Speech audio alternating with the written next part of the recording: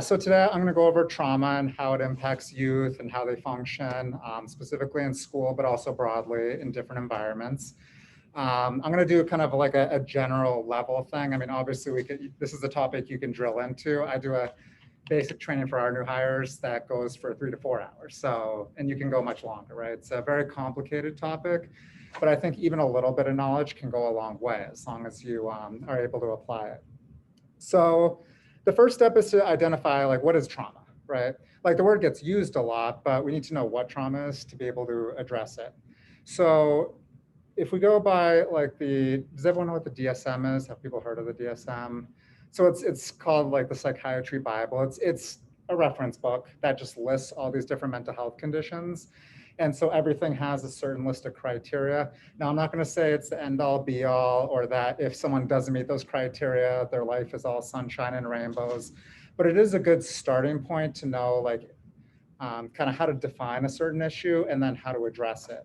So in the DSM, there's two broad things in the category for PTSD that are important to know. So first, you have to have the traumatic event itself, which makes sense, right? Like you have to have a bad event to have a trauma reaction, but it needs to be present, right? And that could be a number of things. It could be a threat to oneself, fear of violence, fearing for your life, things like that.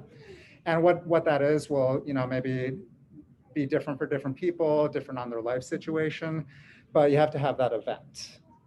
The other part you have to have is, and they break up into 4 categories, but I'll just kind of stick with the broad overview, is that you have to have a reaction to it, which again might sound like common sense, but that's an important distinction because sometimes you'll have a situation where a person's been through a bad event and everyone's like convinced like, oop, this must have affected them. There's got to be a problem. Let's talk about it. Let's do this. Let's do that.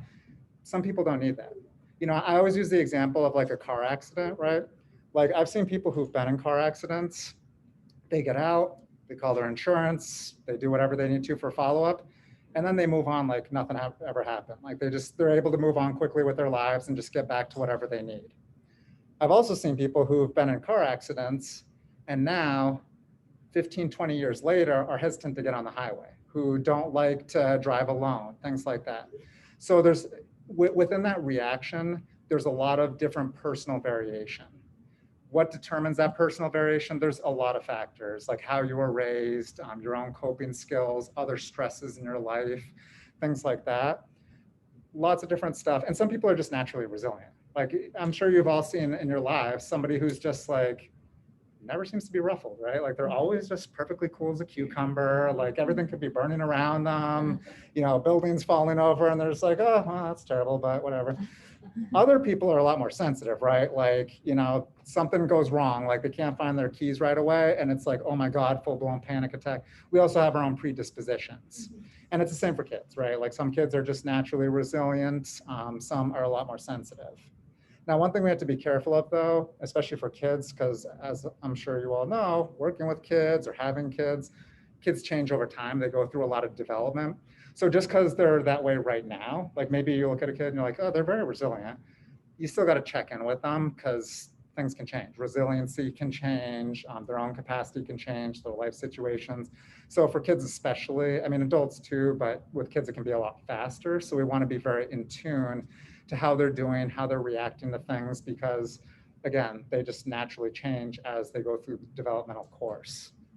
So those are the 2, again, broad categories for PTSD. I also want to bring up something called, has everyone heard of ACEs, adverse childhood experiences? I think it's well known at this point. So a lot of people who've been through trainings or know anything about trauma have heard of it. But I want to bring it up because although sometimes it's used almost interchangeably with trauma, it's not exactly the same. So I won't go too in depth into the history, but there's more people joining. Oh, thank you. But basically it started like a number of years ago. There was a study done by Kaiser and some other organizations. They studied 17,000 people as their initial cohort, and they just looked at people's early lives. They said, okay, let's log, their early experiences and then see what happens. Like see health, and it's their health organization. So they were looking at things like diabetes, heart disease, substance use, stuff like that. And they just wanted a sense of like, okay, what kind of things early in life can impact stuff later in life? And what they found is, one, yes, early experiences have an effect. And they found that what they classified as adverse childhood experiences actually have a pretty serious effect on later life. And while the adverse childhood experiences do include trauma, it also includes other things. So the categories they have, or they had in the initial one, they broke it up into abuse, which could include physical abuse, verbal abuse, emotional abuse, all the things we would normally think of as abuse. They also looked at, and this is one of those broader categories, they looked at what they called household challenges.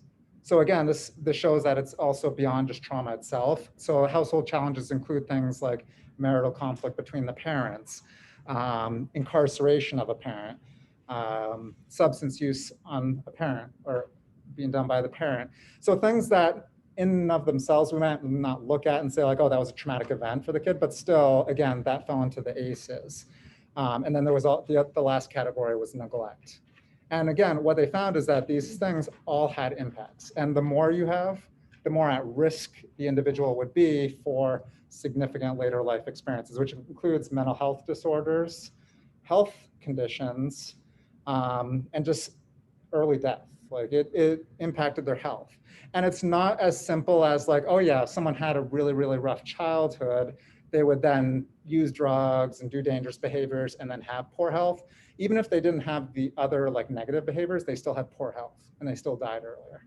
So it just shows like those early experiences for kids are very important.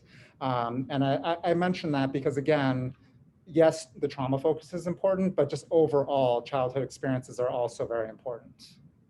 So that's kind of in a nutshell the definitions. Any questions so far about like how it's defined or, yep. I've heard of something more recently called complex trauma. Yep. Oh, no, that's a great point. So there's also a couple different levels, right? So you have acute trauma, which could be like a one-time event. So the car accident I mentioned, that could, I mean, hopefully it's an acute trauma and only have one, like not every other week. If not, maybe take a defensive driving course. But like in theory, right? I mean, or if you live in a city, again, environment matters. But yeah, acute trauma would be a one-time event. And complex trauma or developmental trauma, which is sometimes those terms are used interchangeably, they could be different, but trauma that goes, basically that's trauma that occurs over and over and over, or maybe multiple types of trauma. So to give an example of one that could end up in a school is, let's say a kid was exposed to physical and emotional abuse in the home, right? Then DCF gets involved. They're pulled from the home, obviously not always, but let's say they get pulled from the home. Well, that's traumatic, right? Like even if you say you're doing it to protect the child, it's still, they're still getting pulled from the family. That could still be traumatic.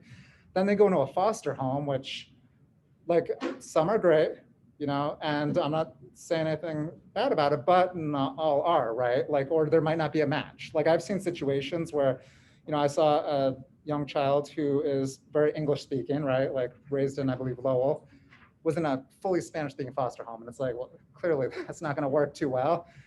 That's where they were. That's where they ended up. It was a good home. Like, don't get me wrong, the parent was great, but still, like, that's a challenge. And then maybe on top of that is now having some issues at school, and then having each one kind of compounds, right? And one way I think of like how trauma can impact you long term, and I'll go into like how it impacts brain and behavior, but it's kind of like when you're young, you get a blank piece of paper. Like we're not given a map through life, right? I mean, if any of you are, please share the secret with the group, but we're not, right? What we have to do is we have to write that map over time, right? And in a perfect world, you would have a really good guidance on that map. Like you'd have someone that's like, hey, Michael, don't, never take a left over there. Like it goes to a bad place. Like make sure you go right here, and don't drive into the water and this and that. Like you'd hopefully get a good map. Things like trauma, neglect, all that, it messes up the map. Like maybe it tells you the wrong direction to go. Maybe it's missing pieces. And so the more trauma, so if we look at that complex trauma, the more incomplete or incorrect that map is. And that means that it's that much more that the youth then has to build up, like skills and supports and things to be able to get to the same track and get the same map as everyone else. So yeah, so thanks for bringing that up. That's a really good point. Any other thoughts on that piece? Okay, so next part is going to be impacts of trauma. So someone's experienced trauma, whether it's an acute incident or chronic, how does it impact them? Well, there's a number of different ways. So it can impact behaviors, right? So I mentioned the map. So I'll just run with that example. So if you get a map, not to date any of us, but does anyone remember the early days of GPS where there would be like news stories of like, oh, lady drove into a lake because the GPS told her to take a right and she did it without looking? People follow the directions they're given, especially children, right? So if a kid has been, let's say, raised in a household where if you're not getting your way, you make a fist and you force your way, then the kid's map is saying, you don't get your way, use your fist. It's not necessarily malicious. It's not necessarily that they're like a bad kid or anything like that. It's that that's how they were taught to interact with the world. So that's a very direct way that traumatic experiences can impact behavior. Because again, kids learn to interact with the world based in a large part on what the adults around them are doing. So again, abusive household, more likely to learn abusive ways of interacting with other people. Neglectful household, maybe they do nothing, or maybe there's the term latchkey kid, they just kind of do everything on their own, ignoring the adults around them. So that's one like direct way it can impact their behavior. You can also have indirect pathways. So when we're exposed to a traumatic event, we have, I'm sure you've all heard of like fight or flight system, right? So if you think of it, and this is a gross oversimplification, but your brain, you could break it down into two parts, right? So if you think of like, you have this little tiny inner part hidden, right? And that's like your, part of your parasympathetic nervous system, same mouthful. But that's like your hindbrain, the more primitive part of the brain. And then you have your forebrain, your more advanced brain. Usually they kind of work in sync, right? Like, so information comes in, like, light bounces off of things in your eyes and you start to perceive, oh, I'm in a room, there's people around. Oh yeah, I'm here to do a presentation, let me speak. So you have that kind of process where information comes in, you process it, you connect it to other information, like, oh yeah, I remember I was supposed to come here, I got an agenda here. Your brain processes all that and then delivers some actions. It can go very quickly, like our brains work very fast, but still there's all these steps. Now, what happens with the fight or flight system is that sometimes, even though it's pretty quick, it's not quick enough for survival, right? Like, so if a bear were to walk in the door, and if I stop and think, wait a second, is that a brown bear or a black bear? A black bear, those do. If you spend all that time to deliberate, you're gonna lower your survival value, right? Because bears are big, scary, they eat people. The fight or flight would be like, bear out, and you just go, you react. And that's a good thing, right? Like, we want to have that reaction for survival. A bear might be an extreme example, but we have that built in survival where, like, if you are like in a daze and you're kind of like wandering down the street and you start to cross the road without looking and a car beeps and you stop and jump back, same system, right? Like your brain automatically takes over and protects you. And there are people who that system's impaired and they tend to die young, because they do things like walk into traffic, go into dangerous places because their brain's not doing what it's supposed to do, which is set off that alarm system and do some automatic reactions. So your brain does that. But even though it's good in its survival, there are times where it's a problem. So one example would be like, we talked about the maps and everything. If your brain does that all the time, and maybe it's appropriate in the bad situation, right? Like, let's say it's physical abuse. Youth being physically abused in the home, so they learn to fight back because that helps protect them from being beaten. Okay, great. I'll say it works in that environment. The problem is when they then come to school and start picking fights, right? So it's a mismatch from the environment. That being said, it's important to think about how this all unfolds because it can influence our reactions. Again, that's an automatic system, right? And there's certain things, and I'm sure you've heard kids say like, oh, that triggers me. Usually it's almost being used as like an excuse, but it's a valid concept where certain things can trigger reactions. It's, again, that immediate reaction part of your brain, that parasympathetic nervous system, it doesn't have time to filter all this information and understand everything. It looks for immediate cues. So for example, if it was the physical abuse, maybe it's someone kind of opening the door too roughly and being loud. And for them, their brain, it's like, oh, that means dad's coming home and we got to be careful and get our guard up. And again, it can become a problem when, oh, it's the teacher coming in a rush, right? And it's still, but it'll still set off that same reaction. And it's nothing personal to the teacher or, you know, whoever else. It's just that their brain has built that. And, you know, I've seen the situation, like I used to work in some residential programs where the kid would be like, I don't know why I did that. And the staff are like, why did you do that? You know the rules and stuff. And like, I know, I didn't mean to do it. It just happened. And everyone's like, the kids, they know the rules. They're just being a bad kid. They're just, no, their brain literally shut down, or at least the thinking part of it. And they went to that emergency system, right? So that's one thing to keep in mind. It doesn't mean you excuse the behavior. It's just, you have to understand like where it's coming from, because how do you counter that? We'll get to the interventions, but you just want to keep in mind that it's usually not like a personal thing. It's not that they're intentional or they're a bad kid or they're trying to hurt people. It's that their brain's in survival mode. And then to go back to your example of acute trauma or complex trauma, that's where it can get even worse, right? So on one of the handouts, and I know not everyone online can see it, but I like this way of visualizing it. So if our brain is following that normal thinking process, it's like a road, right? And the road will take you from point A to point B. It might be a little long and windy, but it'll get there. So that's how it's supposed to work. Now that, when I talked about that parasympathetic nervous system, that's like a shortcut, right? So if you need to get there really quick, you take a shortcut, you skip that thinking. Again, so far so good, that's all working as intended. The problem is when you take that shortcut too often. Now, have any of you ever seen a place, it could be like, actually college campuses are a good place to see it, but you might see it like in a public park or something like that, where the sidewalk curves a long way, everybody cuts through the middle. What happens? What happens? It creates a path, right? And our brains are very adaptable, that's how we're so intelligent, right? Is that our brains adapt and take in information and everything. The problem is if you take that shortcut all the time, your brain's like, oh, this must be the way to go. So it creates that kind of more established pathway. So that's where, then we go to the second page. And now, analogy, by the way. yeah, It really is. it's a good one. I like how simple it makes it. So now that emergency pathway becomes the new route. And again, this is where you can end up with that situation where kids like, you know the kid knows the rules and you know they know what to do, but they do the wrong thing anyways. You're scratching their brain. It looks like the kid's scratching their brain, like what's going on? But that's why. It's because by the time they're settled and thinking, the action already happened. So, but it's because that route was created. And so again, just don't take it as like a malicious thing. It's just an artifact of how the brain works. And the more established that pathway is, unfortunately, the harder it is then to change, right? Because just like, like if a new path has been created through the grass isn't going to grow back overnight. Right. Especially in some places, like it's been done so much, it might never grow back.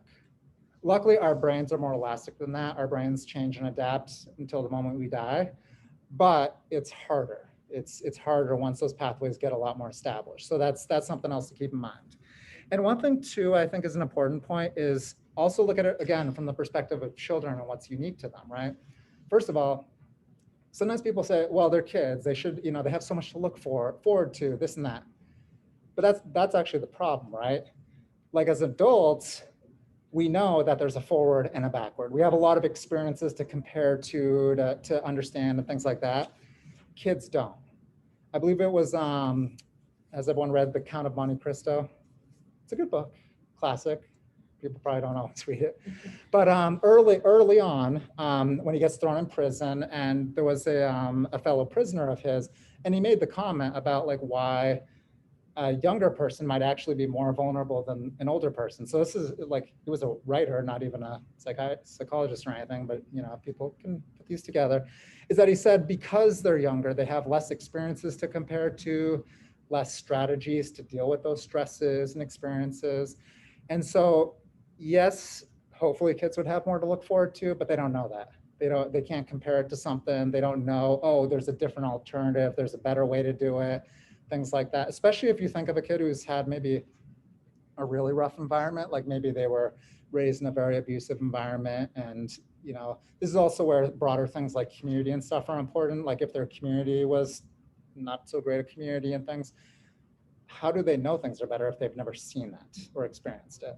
So that's another point to consider, is that kids can be uniquely vulnerable because they don't have everything else that hopefully well-adjusted adults have. So again, it's, I always think of that example of the kid who's acting out and the adults are like, you need to just calm down, like just relax. It's like, they don't know how. If they knew how, they wouldn't be causing a scene in the first place. So, sometimes we just had to exercise a lot of patience and try and understand where they're coming from, what tools they have, and then help them move forward from there.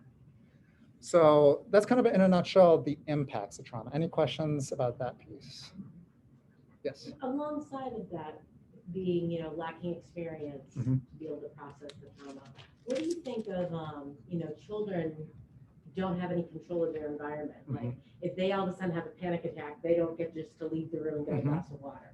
They have to ask the teacher, has to be declined, has to let them freak out. Yeah. So would you say control too? That's actually a huge piece. One thing that's common to a lot of traumatic experiences is a loss of control. And so kids also tend to have less control over their situations. Now, I'm not gonna say that's a bad thing, like let the kids run loose, right? Like there's gotta be moderation, but we need to recognize that as well. And unfortunately, the kids who have been the most exploited or most vulnerable because of the adults around them also tend to have the least control. Because if you think of it, a kid in a foster home or a kid in a group home, a residential program or something, they have a lot less freedom than any other kid. I used to work at like group homes and residentials, and kids would have to ask to go to the bathroom. They could not have sleepover with friends, of course not. They couldn't go out anywhere without like supervision and plans and approvals from people they'd never met. No control. And so, these same kids now are causing problems, but is it a problem, or is it they're just trying to take some control of their life in all the wrong ways? Sure, but maybe that's their way of doing that. I know for kids who refuse to go to school, that's a common issue. Like a lot of times school refusal, it can be complicated, but one way that school refusal can come about is as a form of control. I remember at one program, I oversaw one program that they were a res ed program and switched to group home. So if you don't know, res ed is they live at the site and they go to school there, like they have an on-site school. Group home, they live in the home but go to school during the day. So we had a program that switched over, and the kids were used to res ed and had to now go to school in the community. And of course, none of them wanted to go, and they would fight with the staff, like, oh, we're just going to kick up a stink. We'll scream. We will refuse to get on the bus. And there were all these battles over it, and the kids would win because you can't drag someone onto the bus, right? But how do you resolve that? Well, I was like, well, maybe it's about control. These kids have no control. They realize they can fight the battle and go to, stay in the program. And if you guys don't know, in programs, especially if it's staffed for a group home, like where the kids go to, there'd be less staff in the day. So usually if a kid doesn't go, what do? They sit them in front of the TV and they get to watch TV all day. I'm like, okay, you know what? Don't fight that battle, because they want control. And I won't even say that's wrong. Like, yes, it's not good if they're not getting educated, but they got nothing else. So, I can't blame them for it. But I said, you know what? Let them win that battle, but you can still control the consequences. So, okay, they'll win the battle to stay, but then there'll be no TV. There will be no fun activities, and they'll have to spend the weekend doing homework then. All of a sudden, they were all willing to go to school because the battle wasn't worth it, and they just went on to other things. So sometimes we have to, and this can be hard for adults, right? But sometimes we have to give them opportunities to have control. Now, again, it doesn't mean like let them run the show or run loose or do whatever, but just always think of like, okay, what are reasonable ways we can give control? So like, again, in a program where it's very restrictive, even little things I would do, like if I had to go get a kid or give them a consequence, I would always knock on their door and ask permission to go in, or say like, okay, we have to do this sort of activity, but I'll give you the choice. Like I have a couple in mind, but you tell me which one you prefer. Like little things like that. Like you build in choice and control. Which one, it helps give them that feeling that people care about them and that they do have a little control in the world. Also, an added benefit just for us adults is that once they make the choice, they're more likely to follow through because it was their choice, versus if you force them to do it and then usually the quality of work is commensurate with their motivation. So, but if you give them that choice, like, do you want to do this or that? as long as they make a choice, they're much more likely to follow through with whatever they decide. So it's tough, and you have to sometimes think on your feet really fast to like, what are 2 choices that are reasonable I can give them? But if you can do that, again, you give them some control, and you're a lot more likely then, like I said, to have them follow through with it. Any other questions about the impacts? Also, just one other thing I want to know. Another challenge is, again, going back to like the DSM, and honestly, I'm sure there's other places where this comes up, whether it's, primary care doctor, this, that. These things, these disorders are all just lists of symptoms. And I don't know if you've ever looked at lists of symptoms, whether it's for mental health issues, for medical issues. A lot of them, if you stare at them long enough, they all start to look kind of the same, right? Like, I also teach Red Cross CPR first aid. And a lot of times, they have all these different slides in their presentation about like, oh, here's a sign of a heart attack, here's a sign of a stroke, yes, there's differences, but also you'll see like, wait a second, I repeated the same 4 things for every single condition, right? It's very repetitive. You also want to be careful that you don't mix things up, right? Like sometimes a kid who's not paying attention, it might be like, oh, that kid must have ADHD. Like everyone loves ADHD, right? But is it ADHD, or is it that they're not paying attention because maybe they have PTSD and they're hypervigilant? So they're more focused on the people in the environment than the lesson, things like that. So it just, it's not to say there's like an easy solution to that, other than you got to collect as much information as possible, talk to everyone who's working with that child, and try and piece it together. But it's usually, you don't want to just like pick like, okay, they probably have this and just run with it, because it could be that, it could be 10 other things. So you just want to always consider what else it could be, and keep collecting information. And sometimes it's just, you have to update over time. I've seen kids who've been in treatment for years, and it's like at first they thought it was this, but then something new came up and they're like, oh, maybe it's that. And then it's like, oh, wait a second, now we just heard about this trauma we didn't know they had, so maybe it's that. You just have to adapt over time, right? And ultimately it's about supporting the kid. It doesn't matter what we label it, but we want to try and keep up with that information, so at least we're trying to do the best intervention for whatever we think the issue is that's going on. Okay, so what do we do now? So we got an idea of what trauma is and how it impacts people. So where do we go with that? So I mentioned the ACEs, adverse childhood experiences, which most people have heard of. I don't know if you've heard of this, but have you heard of HOPE? So basically, researchers were doing all this research on like, here's all these bad things. And eventually people, I don't know if it was just they got tired of looking at all the bad things. They're like, wait a second, are there positive factors we can correlate that counteract that? And so that's what HOPE is. So it's a whole another field of emerging research where they're looking at, okay, and it's healthy outcomes from positive experiences. So now they're like, okay, you know what? We know all these things that can have bad outcomes. Let's look at what counters that. And there you go. That's the HOPE. So they broke those factors into 4 categories. So one is healthy relationships, which might sound like common sense. Like, again, we talked about how one way that they might learn bad behaviors is seeing it from adults. So it stands to reason that if the adults are supportive and nurturing, that they would then have good behaviors. So that's kind of what that is it's having like adults that provide, I think the wording that SAMHSA uses is safe, supportive, and nurturing relationships. So just adults that care, right? And the more adults that care, the better. But even having one drastically reduces the chances of them committing crimes, of having serious mental health issues, and I think it was like encounters with the police. So having stable adults that are good models of behavior, massively important thing. One thing too, I just want to mention too, is for developmental trends, again, things can change over age. For younger kids, the adults are more important as models of behavior. And I'm sure you all know this, as you enter adolescence, then it becomes peers are the more important models of behavior. Adults are still important, but the focus kind of shifts as they enter adolescence and become more socially aware. So that's also why parents need to be aware of like who the kids are hanging out with and what kind of people they are and what their behaviors are, and being cautious about like negative peer groups forming, because again, that their focus shifts over time. So healthy relationships is one. Oh, and I'll also add to that good boundaries. Unfortunately, again, some kids don't learn good boundaries, and that, one can get them in trouble, but 2, it can also put them at risk of exploitation or things like that. So again, if for everyone who interacts with the child, to reinforce healthy and appropriate boundaries is also an important piece. The second factor is environment. So that's one where more of like public health kind of perspective of like, do they have a stable home? Do they have good nutrition, things like that? And that's one of those things where I think nobody should lose sight of. Like, I think schools have to deal with that a little bit more. Like where I work, like for clinicians, it's easy for clinicians to lose sight of that because they're in the office with the client for 45, and they might not think of those broader systems things. But you want to think of that. Like if you have a kid who in class is homeless and doesn't know if he's having dinner tonight, again, how well is he going to focus on class?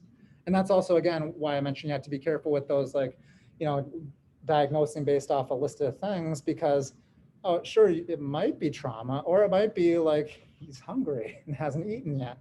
So, again, we want to think of those systemic things as well. So having a safe environment where their needs are met are going to be very important. The third one is engagement. So engagement with community, engagement in activities. I mean, imagine, again, like you have a group of teenagers, if they have nothing to do, what do they tend to do? Something that's going to get them in trouble, right? So that's where, and again, sometimes this comes back to a community issue, like where can adolescents hang out around here? Nowhere, I don't know, take up hiking. But that's why it's important, right? Because if they don't have anything to do, it doesn't mean like every kid's gonna now act out because they don't have stuff to do. It increases the likelihood of negative things happening. So the more we can provide that, and again, none of us, as far as I know, are legislatures, so we can't say like, oh, we're going to do a project to build a new community center here. But maybe just being aware of resources and like, oh, wait, maybe not a lot here, but if a kid's DMH involved, there's the All-Star program in Athol. If the family has enough money, there's YMCAs in Athol, Winchendon, Fitchburg, which also the ones in Winchendon and Athol have means testing. So if a family is lower income, they could still access. So just being aware of things can be helpful. It's like, oh, wait a second, this kid keeps getting in trouble. Maybe we should send them somewhere during like after school or what have you. And then just, encouraging any opportunities to connect, to do meaningful things. People also tend to value themselves and their relations to others when they feel more connected, which again, kids don't like it, but like chores are a way of doing something meaningful within the family, right? Things like that. Like, and again, if you ask an adolescent, do you like doing chores? I don't think any of them, I mean, I've seen some that are like, oh yeah, I love chores. Not most. But I will say, I came into a program once, it was an all-girls long-term program, and they're like, oh, Michael, we're so happy you're here. So we cleaned up the whole building, and we reorganized your office, and we're really curious what rules are you gonna put in place. And these are like troubled teenage girls. Do they love cleaning? No. Did they argue every rule I then set in place? Yes.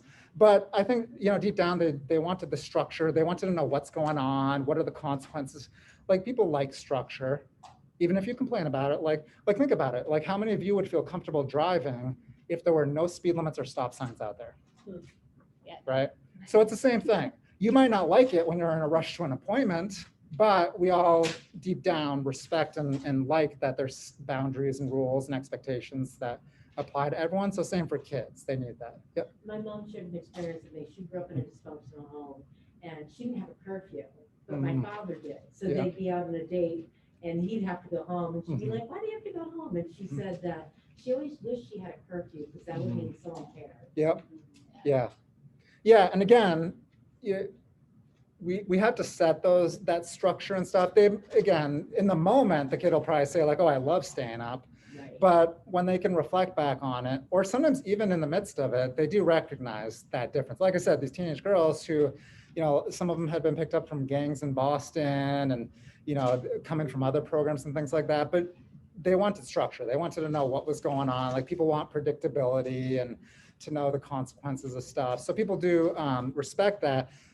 But you have to put it in place. And it has to be within reason. I'm not saying like we're not running prisons here, but still structure, right? Structure and support. So that's important. The last one is opportunities for social and emotional growth. And again, that might sound like common sense, but keep in mind, some kids have grown up in environments where it's like, don't you share your feelings, or they start to share and they get yelled at, or there's consequence. Like there needs to be some leeway to share feelings. One example I like of that is venting. So sometimes you'll ask, especially with teenagers, you'll ask them to do something. And I find that a lot of times they'll actually do what you ask them. The problem is that they then do something else you don't like. And that's a make or break moment, right? Like it's very easy to then get in this eternal battle of like, well, don't do that. And then they do something else. Well, don't do that either. Don't do that. Don't do. It's like, okay, but but they did what you asked them the first time. And sometimes it's a matter of like picking your battles and saying like, you know what, thank you for doing that. And then just ignore like the grumbling under the breath or the swear or the muttering. Sometimes you have to allow that venting and focus on what the core issue is. Now you can still address this stuff. Like when I worked in residential programs, like we'd address swearing and we'd address other problem behaviors, but separately, right? Like it's like, okay, if I ask you to do something and you do it and then you swear, we'll address the swearing later, like one issue at a time. We can't expect people to be perfect by our standards. We got to just correct the behaviors that are of greatest concern, give it a bit of time, and then you can address the others. But you can't expect a kid to be perfect, right? Especially because if it's a kid who's troubled to begin with, if they could do everything perfectly, again, they wouldn't be getting that support in the first place. So you got to work with them where they're at. You can still address all those behaviors, but again, just each thing in its own time. And prioritize. Sometimes you just have to prioritize, and it's tough because yes, there's some people that their behaviors are just over the top, right? Like they might do lots of problem behaviors, but still, I think you got to triage it because you can't fix everything at once, right? So you got to triage, say, okay, I would always put, safety concerning behaviors at the top for obvious reasons, and then behaviors that are severely socially disruptive next, and then everything else can go under that. Because if you get those two, like you'll have time to do those other pieces. But if you don't get those two, it's going to impact their development severely, right? So again, you just have to triage and then try and focus on what's most important and then the other pieces. So that's the basics of HOPE. And again, sometimes it's hard. A lot of it's systemic stuff, but we can do little pieces of it, like connecting them to resources, suggesting things. If they unfortunately don't have that supportive adult in their life, to be that person that is a good example and has a good relationship with them. There's also therapy. Therapy is the thing, right? Now, sometimes parents ask like, well, what's a good, like when do they need therapy? There's no hard and fast rule. I was in another country once and I was trying to explain what I do for a living and they didn't understand it. And eventually, after I was explaining it for a while, they're like, oh, I know, I got my mom for that, or my family, this, that. Some family, some cultures just have big families where they get that support. And I thought that was a valid point, right? Like, our society, for better or for worse, we're just structured different, right? Like we tend to have smaller family units that are more scattered and things like that. But it also means we tend to have smaller systems of support. So that's where a professional could be helpful to provide that structure and support to guide them. Sometimes I look at therapy almost like coaching, right? It's like, okay, you want to work out, but you don't know like how to do the exercises right or what the form is. And you also need someone over your shoulder to yell at you to do it. So a therapist could fill that role, right? Like, okay, here's what you need to do. Here's the plan. Let's try this. I'll give you feedback and you move forward. Obviously, it's a bit more complicated than that, but I think that's one way to think of it. Also, if it's like a severe safety concern or something, that might be where therapy would be a good angle. There's always questions of like what type though. Like we get a lot of referrals and it's like, well, should it be a school-based support that they get? Should it be outpatient? There's in-home therapy. That's something where the answer is not always clear, but usually it's okay, what will best support them in the environment where they're struggling? And sometimes that in itself could be a whole, how do we figure that out? How do we piece it together? But that's something that can be looked at. For trauma specifically, there's a few evidence-based interventions. So one is ARC, which is Attachment, Regulation, and Competency. ARC is good. You could use ARC with any age, but where I find it's really good is for like younger kids or kids where the kid themselves isn't able to do as much of the trauma work, but maybe the parents can. Because the ARC, at least the ARC Grow model, focuses a lot on teaching the parents skills that they can then use with the child. So that's a good one. And any family can do that as long as there's parents that are capable. Another one is TFCBT, which is trauma-focused cognitive behavioral therapy. That's another really good one. It's not necessarily as accessible as ARC because it deals with like processing the trauma, going in depth on it. Some kids just can't do that, whether the trauma was too early or that experience would be too overwhelming for them. That's why I mentioned ARC first, because that's more of a catch-all. But TFCBT can be another good one. There's a lot of others, but I feel like they use the principles from those first two. So there's EMDR, some of you might have heard of, the eye movement and desensitization, something. That's another one, but it includes the processing stuff like TFCBT. They just do some other stuff with it. There's narrative exposure therapy, which again is very similar to TFCBT. So basically there's those two broad approaches. One is working with the parents and supporting them and supporting the youth, or tackling the trauma head on. Which way is better? Just depends on the individual and their needs. One thing that sometimes comes up is sometimes parents want the kid to do that trauma therapy in school. The thing is, especially if you're doing that processing piece, like going through the trauma, I would typically not recommend that because you're going through re-experiencing your trauma, like whether it's talking it out, writing it out, and then you have to go back to class in an hour. So just things to keep in mind. It doesn't mean it can't be done. It's just, we want to be thoughtful of the best environment to support whatever it is they need. It might be better to triage and say, okay, they'll do the trauma therapy at home on a separate schedule. In school, we'll focus on structured environment, effective responses. I'll circle back to the triggers. So we mentioned triggers are something that sets off that emergency reaction, that parasympathetic nervous system, right? We don't want to avoid the triggers because then they don't want to deal with it, right? But we want to be thoughtful about it. So I don't know, what's a good trigger? Let's say a kid's triggered by people raising their voices, right? Does that mean in a classroom, nobody ever speaks above a certain decibel level? I mean, good luck enforcing that, right? No, but it might mean things like, okay, let's meet halfway with a goal of overcoming that. So you always want the goal of overcoming it, and then you have to think of what are reasonable steps to get there. So maybe you'll say like, okay, if the volume gets loud and the kid asks the teacher, hey, I need a 5-minute break, maybe that's appropriate. What the breakdowns are depends on the kid and the situation. I know, there might be rules around when people can leave, what they can do, but that's where you can kind of think it through of like, okay, we need to have steps because they can't be there forever. Like they can't never have noise because classrooms have lots of kids, right? But at the same time, like we want to try and meet them somewhere where they can function and then guide them there.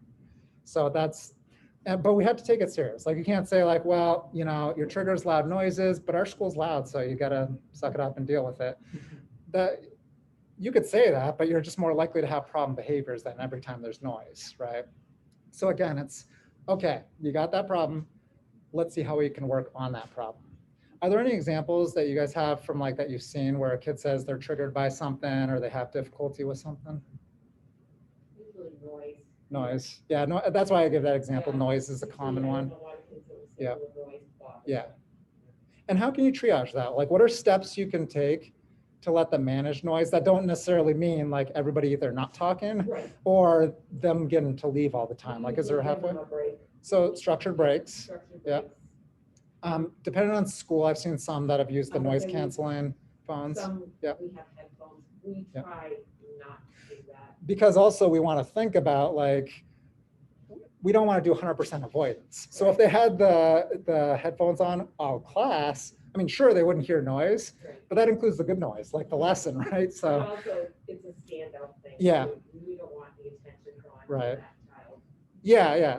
So yeah, so you also want to think of the social aspect. Like we don't want to make it worse in the course trying to. So again, it's, and there's no like hard or fast rule of like, okay, here's the check boxes to make it bad.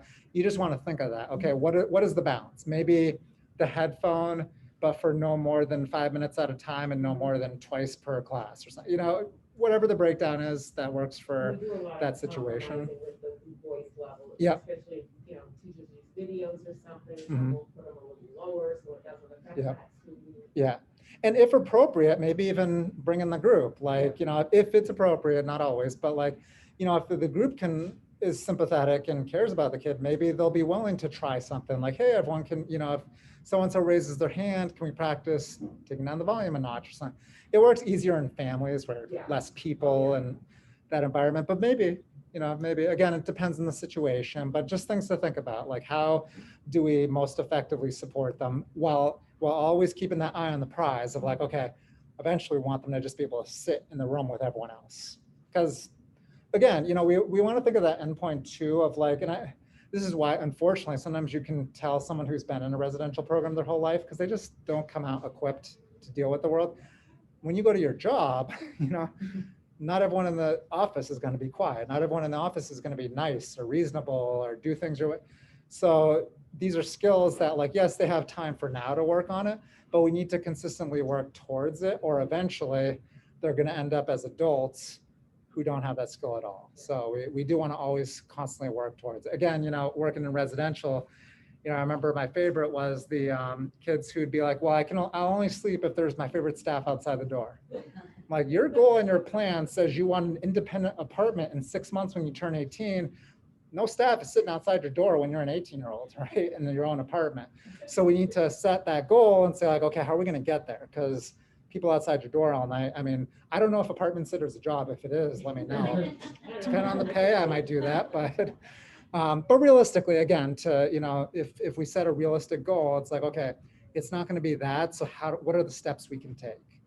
Maybe it's like, okay, maybe at the start, the person will be outside your door, but only until you fall asleep. And then the next night, they'll just be there for 30 minutes, whether you're asleep or not. And then the next night, 15.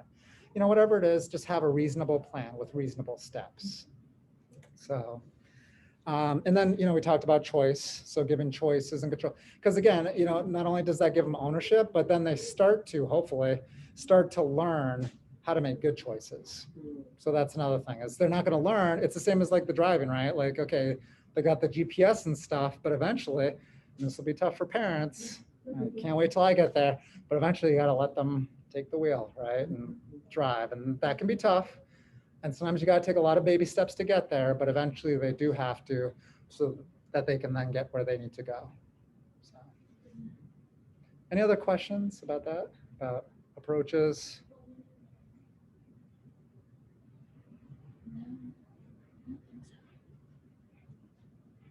No.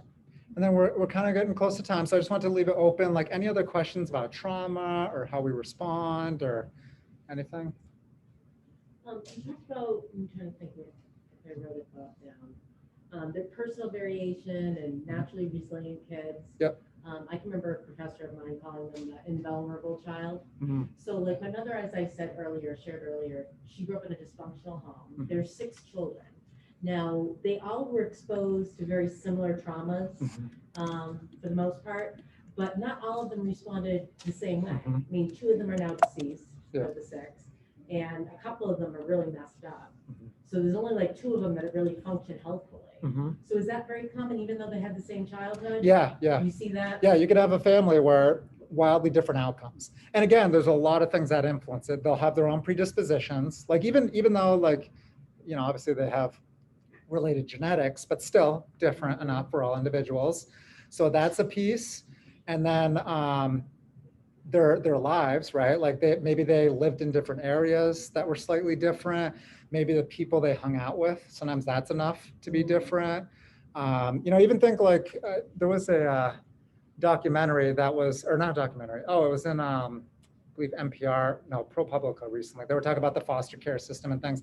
And they took these 2 teenagers, similar age, sisters, as an example.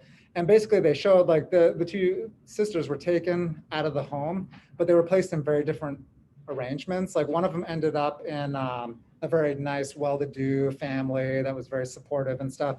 The other ended up basically couch surfing on different people's.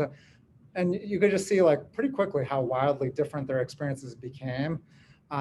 So yeah, every little thing that we experience can make, have that profound different impact on the course. That's why too, like those positive experiences are important. Like it's not that any one guarantees the person will do better or that things will be okay, but every single little positive is like a door that opens, right? And the more positive we give them, the more doors we're opening for them. doesn't guarantee, and this is another thing too, is it doesn't guarantee they're going to go through any door we open, but we need to open them. But that's my view, is like, our place as adults is to open doors for kids. And then, yes, it's up to them whether they walk through those doors, but we should at the very least be trying to open them constantly. But some kids might not get those doors open for them. There's unfortunately bad people out there who will open the wrong door to try and guide them down there. So it's an ongoing process, and it doesn't mean like any one thing you do will like ruin someone's life, but everything you do can alter their trajectory a little bit. And so we want to do the most good we can in the hopes that it'll get them there eventually. And you never know, I've done it long enough where like I've seen kids I worked with who are now adults, and sometimes it's fascinating. They'll say like, oh yeah, I remember like 6 years ago you told me this and it really stuck with me. And it's like, wow, your whole life, all these experiences you had, and something one person told you really stuck with you and altered things. So it can. And so that's why it's really important that we hopefully are a positive thing that they remember long term. Because unfortunately, it's a quirk of our biology. It's how we survive, though. We tend to remember the negative and focus on the negative because it's survival, right? Like if you don't remember to not walk in front of cars, you don't last very long. So it makes sense, but at the same time, it means it's also harder for positive experiences to sink in. So you need a lot more of them. Just like they found, I think it was like 4 ACEs can lead to some pretty negative effects. And I think it takes like 6 positive experiences to kind of counteract that. So, yeah. I think we had a question over here. Okay. Did you have a question? Oh, yeah. When is this over? We've got about 2.5 minutes for everyone else, but for you, we got a 1 hour extra module. Okay. All right. Typical classroom question. Yes. But you know what? It's a fair question. If I was stuck in a meeting for a long time, I'd appreciate the honesty. So. Oh my goodness. Any other questions? I think so. What's your favorite movie? That's a good question. That's gonna take an hour to answer that. Let me think.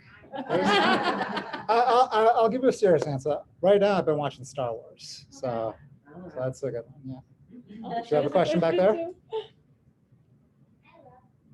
Hello. Yeah. It's pretty nice, isn't it?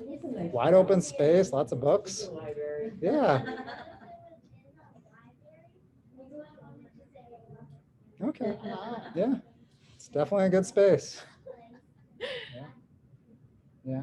And it's fun. That's what we want to hear. Yep. Satisfied customer. Yeah. There we go. Yes. Do you have, I guess, to kind of let everybody know, us on there, for school administration or for parents who are here, recommendations for, I guess, all this information that they got? Mhm. Yeah, I want to call you, I want to ask Yeah. questions, you know what I mean? Like something Yeah. for us to follow up on, whether it's a school administration question Yeah. or if it's a family kind of new to this, trying to get Yeah. into this going forward. Do you have like your where you work or other? Yeah. So I mean, I work for Seven Hills, and if you go out on our webpage, it's a pretty big organization. Yeah. So they have 1 million resources. So depending on what the issue is, there's lots of different departments and groups. So Seven Hills is one. Also, too, for trauma, there's a lot of good online resources. So one of the ones, and it's on the handout, but NCTSN, it's the National Child Traumatic Stress Network. They have tons of resources, and it's for a wide range of audiences. So they have a section for educators, they have some for parents, they have stuff for legislatures and policymakers. So they got a lot of stuff, handouts, it's sorted by different issues. They even have free online courses. So if you're like, oh, I want to just do some self-paced training on like how to work with kids who've experienced physical abuse, they have stuff like that on there. So they're a really good one, and that's a national level organizational. There's also, at least for Central Mass is actually home for, I think, the only 2 child trauma training centers in the state. One's actually in Fitchburg, Luck. They're more focused on professionals, like clinicians and doctors. But there's also at UMass, CTTC, Child Trauma Training Center. And they're also a good clearinghouse for referrals. So if you're like, oh, I got this kid, in class who, the parent, has got a lot of trauma, the parents don't know what to do. They're a good referral hub. They know like all the providers in the state who do like all the evidence-based treatments and stuff. So they're a good place to call. And they're based out of UMass. So, but that's a really good place, and they know how to connect people with the right providers and all that. So.